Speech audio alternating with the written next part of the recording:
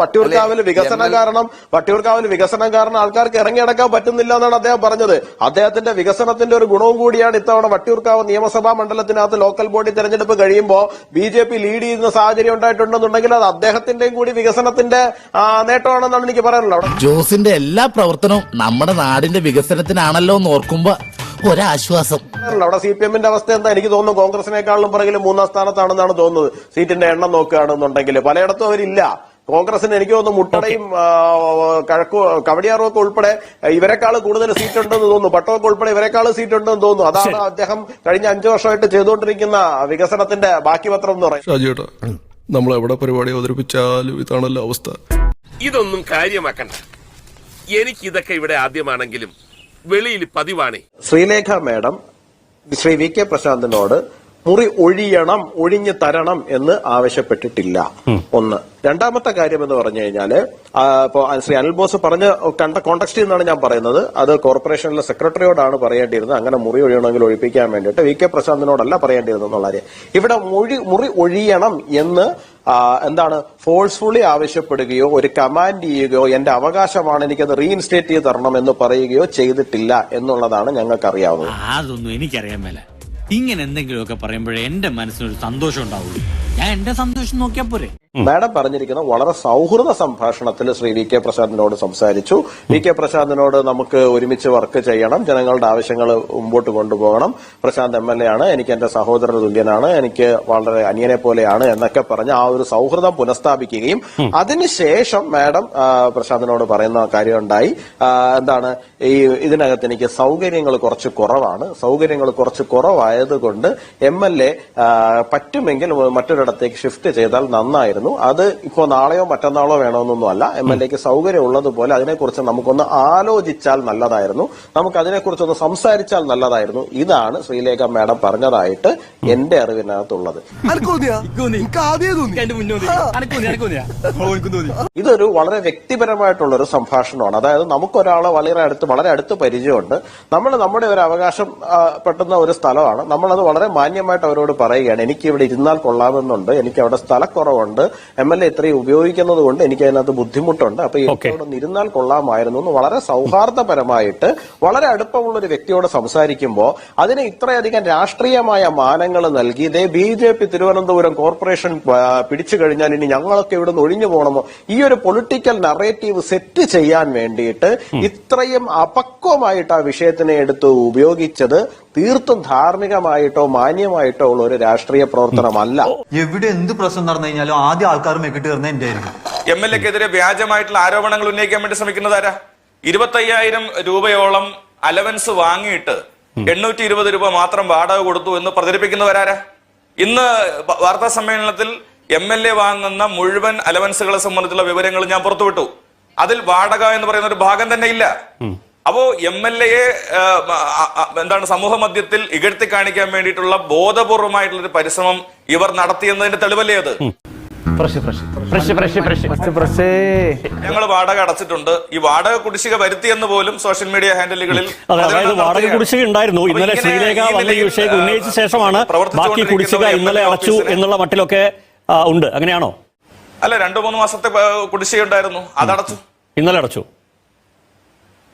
ഞാൻ പറഞ്ഞല്ലോ, കഴിഞ്ഞ 7 വർഷമായിട്ട് ഞങ്ങളോട് പ്രവർത്തിക്കുകയല്ലേ. 2-3 മാസത്തെ കുടിശ്ശിക ഉണ്ടായിരുന്നു, അതും അടക്കിയുണ്ടായി. ഇത്രയും കാലം ഞാൻ വിചാരിച്ചിരുന്നത് ഈ തല നിനക്കൊരു അലങ്കാര വസ്തു മാത്രമാണെന്ന്. ഇപ്പോഴാണ് എനിക്ക് ബോധ്യമായത് ഇത് നിറയെ ബുദ്ധി മിക്സ് ചെയ്ത തലച്ചോറാണെന്ന്. ഒരു 5 ആൾക്ക് ഒരുമിച്ചിരിക്കാൻ പറ്റാത്ത ഒരു സ്ഥലമാണത് ഈ കൗൺസിലറുടെ റൂം ഓഫീസ് എന്ന് പറയുന്നത്. പിന്നെന്താണ്, അവിടെ പ്രധാനപ്പെട്ട കൗൺസിലർ കൈകാര്യം ചെയ്യേണ്ട ഫയലുകൾ പോലും അവിടെ ഒരു ബാത്റൂമിൽ കൂട്ടിയിടേണ്ട നിലയാണ്. അങ്ങനെയുണ്ടോ?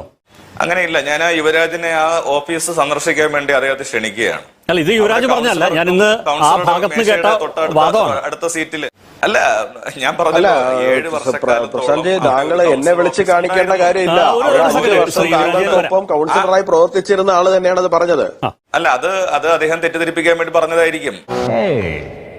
ഞാന് ശ്രീ അയ്യപ്പദാസിനെയും ഈ പറയുന്ന യുവരാജിനെയും ഒക്കെ അവിടെ വന്ന് കാണാൻ വേണ്ടി ക്ഷണിക്കുകയാണ്.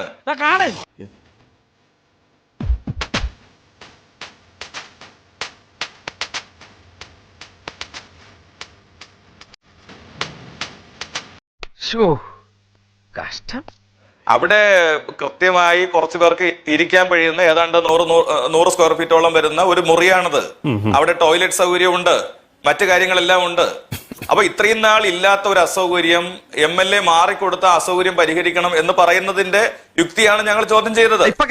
അല്ലെങ്കിൽ പിള്ളേച്ചൻ നുണ പറയുന്നതായിരിക്കും. നിയമപരമായി നഗരസഭയുടെ അനുമതിയോടുകൂടി നിശ്ചയിക്കപ്പെട്ട വാടക അടച്ചിരിക്കുന്ന ഒരാളിനെ ഒഴിവാക്കി സൗകര്യം ഉണ്ടാക്കണം എന്ന് പറയുന്നതിലെ അനൗചിത്യമാണ് ഞങ്ങൾ ചോദ്യം ചെയ്തത്. അല്ലാത്ത പക്ഷം അവിടെ ഒരു സ്വാഭാവിക അസൗകര്യം ഇല്ല.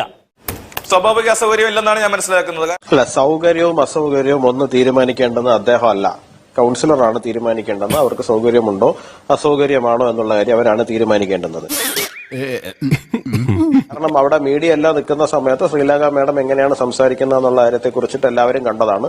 ഞാൻ ഇവിടെ വന്നിരിക്കും ഇതൻ കട്ടളൈ ശാസനം എന്നൊന്നും പറയുകയല്ല ചെയ്തത്. പകരം എന്താണ് പറഞ്ഞത്, MLA അവിടെ പ്രവർത്തിച്ചോളൂ, എനിക്കിവിടെ ഇരുന്നേ പറ്റൂ, എനിക്ക് പോയി ഇരിക്കാൻ മറ്റൊരു സ്ഥലമില്ല, അതുകൊണ്ട് ഞാൻ ഇവിടെ ഇരിക്കും എന്ന് പറയുകയാണ് ചെയ്തത്. ഇത് ധാർഷ്ട്യമോ അഹങ്കാരമോ ഒന്നും അല്ല, അവരുടെ അവകാശമാണ്. അതങ്ങനെ വിടാൻ പറ്റുമോ ബ്രദർ?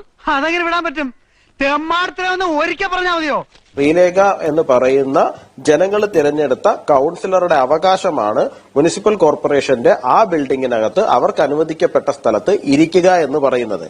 അവിടെ കൗൺസിലിൽ ഇടതുപക്ഷത്തിനുണ്ടായിരുന്ന അധികാരം ഉപയോഗിച്ചുകൊണ്ട് ശാസ്തമംഗലം പോലെ സ്ക്വയർ ഫീറ്റിന് ആയിരങ്ങളും അല്ലെങ്കിൽ 100 രൂപ സ്ക്വയർ ഫീറ്റിന് വാടക വരുന്ന ഒരു സ്ഥലത്ത് എല്ലാം 350 സ്ക്വയർ ഫീറ്റ് സ്ഥലം വെറും 872 രൂപയ്ക്ക് എഴുതിയെടുത്തിട്ട് അവിടെ ഇരിക്കുകയും അതിൽ തന്നെ കുടിശ്ശിക വരുത്തുകയും അത് പിന്നീട് വിവാദമാകുമ്പോൾ അതെല്ലാം കൂടി ഓടിപ്പിടിച്ചടക്കി, അതൊക്കെ ചിലപ്പോൾ സംഭവിക്കുമായിരിക്കും, ഓരോരുത്തരുടെ സാമ്പത്തിക സ്ഥിതി പോലെ ഇരിക്കും. എന്നാലും ഞാൻ പറഞ്ഞു വരുന്നതെന്ന് പറഞ്ഞു കഴിഞ്ഞാല് ഇതിനെയാണ് നമ്മൾ ധാർഷ്ട്യം എന്ന് പറയുന്നത്. ഒരു കാശിന് കൊള്ളയില്ല, 9 കാശിന് ഉപദ്രവവും. തർക്കിക്കേണ്ട വിഷയമാണ് അയ്യപ്പദാസെ. കാര്യം എന്താന്ന് വെച്ച് കഴിഞ്ഞാല് ഇത് തർക്കിക്കേണ്ട വിഷയമാണ് അയ്യപ്പദാസെ. കാരണം എന്ന് പറഞ്ഞാൽ കുറെ നാളായിട്ട് കേരളത്തിൽ നടന്നുകൊണ്ടിരിക്കുന്ന ഒരു പ്രോസസ്സാണിത്. ഇപ്പോ പലയിടത്തും ഈ പറയുന്ന സർക്കാർ സംവിധാനങ്ങൾ മുഴുവൻ കയ്യേറി വെച്ചിട്ട് അവിടെ പാർട്ടി ഓഫീസ് കെട്ടുക, ലോക്കൽ കമ്മിറ്റി ഓഫീസ് കെട്ടുക, പിന്നെ പറഞ്ഞിട്ടുണ്ടല്ലേ ഇത് കൊണ്ടുപോകാൻ വേണ്ടിയിട്ടുള്ള പൈസയാണ് കൊടുത്തുകൊണ്ടിരിക്കുന്നത്. അല്ലാണ്ട് അവർക്ക് ശമ്പളം മാത്രമായിട്ടല്ലല്ലോ ഇത്രയും പൈസ കൊടുക്കുന്നത്. ഇത്രയും പൈസ കിട്ടുന്നത് തീർച്ചയായിട്ടും അവരുടെ ഓഫീസ് ഉൾപ്പെടെയുള്ള സംവിധാനങ്ങൾ മെയിൻറ്റെയിൻ ചെയ്ത് കൊണ്ടുപോകാൻ വേണ്ടിയിട്ടാണ്. ചെറിയ വാടകയ്ക്ക് അല്ലെങ്കിൽ ഇപ്പൊ സാധാരണയായിട്ട് രാഷ്ട്രീയ പാർട്ടികൾക്ക് അതിന്റെ പ്രവർത്തനം നടത്തുന്നവർക്ക് ചെറിയ വാടകയ്ക്ക് കൊടുക്കില്ല എന്നൊന്നും പറയുന്നില്ല. പക്ഷെ ഇതേ പരിഗണന എല്ലാവരോടും കാണിക്കണം. ശ്രീലേഖ മേഡം ശ്രീ പ്രശാന്തിനോട് ചെന്നിട്ട് വളരെ സൗഹാർദ്ദപരമായിട്ട് വളരെ മാന്യമായിട്ട് ആവശ്യപ്പെട്ട ഒരു കാര്യത്തിനെ ഇത്രയധികം പൊളിറ്റിസൈസ് ചെയ്ത് വേറൊരു തലത്തിലാക്കി അവതരിപ്പിക്കാൻ നോക്കിയതിന്റെ രാഷ്ട്രീയ ദുഷ്ടലാക്ക് എന്താണെന്നുള്ള കാര്യത്തെ കുറിച്ചിട്ട് എല്ലാവർക്കും ചേരുന്ന ഒറ്റ വാക്കേ മലയാള ഡിക്ഷണറിയിലുള്ളൂ, സുന്ദര കാലമാടൻ. ഇത്രയും സൗന്ദര്യവും മുഖശ്രീയുള്ള കാലമാടൻ നമ്മുടെ രാഷ്ട്രീയത്തിലില്ല. അപ്പൊ എനിക്ക് ആ സ്വാതന്ത്ര്യം ഇല്ലേ? MLA എന്ന നിലയിൽ എന്റെ മണ്ഡലത്തിൽ എവിടെ ഓഫീസ് വേണമെന്ന് നിശ്ചയിക്കാനുള്ള സ്വാതന്ത്ര്യം എനിക്കില്ലേ? അപ്പൊ ഇത്തരം കാര്യങ്ങൾ ചെയ്ത മുൻ മേയർ കൂടിയായ ഒരാളോട് ഈ നിലയിൽ ഇടപെട്ടത് ശരിയായില്ല എന്നുള്ളൊരു കാര്യമാണ് മാധ്യമങ്ങളോട് ഞാൻ ഉന്നയിച്ചത്. സൗകര്യം നോക്കണ്ട എന്ന് മാഡം എപ്പോഴെങ്കിലും VK പ്രശാന്തിനോട് പറഞ്ഞിരുന്നോ? ഇല്ലല്ലോ. നമുക്ക് സംസാരിക്കണം എന്നല്ലേ പറഞ്ഞിരുന്നുള്ളൂ. ഈ സംസാരിക്കണം എന്ന് പറഞ്ഞ കാര്യത്തിനെ അവര് പോയി AKG സെന്ററിനകത്തിരുന്ന് ചർച്ച ചെയ്തിട്ട് ഇതൊരു വലിയ വിവാദമാക്കാൻ പറ്റുന്ന ഒരു സ്കോപ്പ് ഉണ്ടെന്ന് കണ്ട് മാധ്യമങ്ങളെ വിളിച്ചറിയിച്ചതിന് ശേഷം വലിയ പ്രതികരണങ്ങളുമായിട്ട് പുറത്തിറങ്ങുകയും ഇതാ കണ്ടില്ലേ തിരുവനന്തപുരം കോർപ്പറേഷൻ BJP ജയിച്ചതോടുകൂടി ഞങ്ങളോടെല്ലാം കുടിയൊഴിയാൻ പറയുകയാണ് എന്നുള്ള തരത്തിൽ അവതരിപ്പിക്കുകയും ചെയ്തതാരാണ്?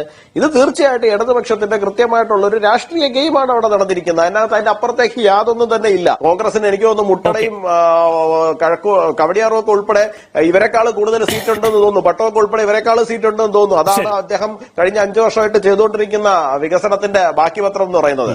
ചേട്ടാ അപമാനിച്ചേ ഞാൻ പോയിക്കോട്ടെ. അപമാനത്തിന് തന്നെ അപമാനമാണ് നീ.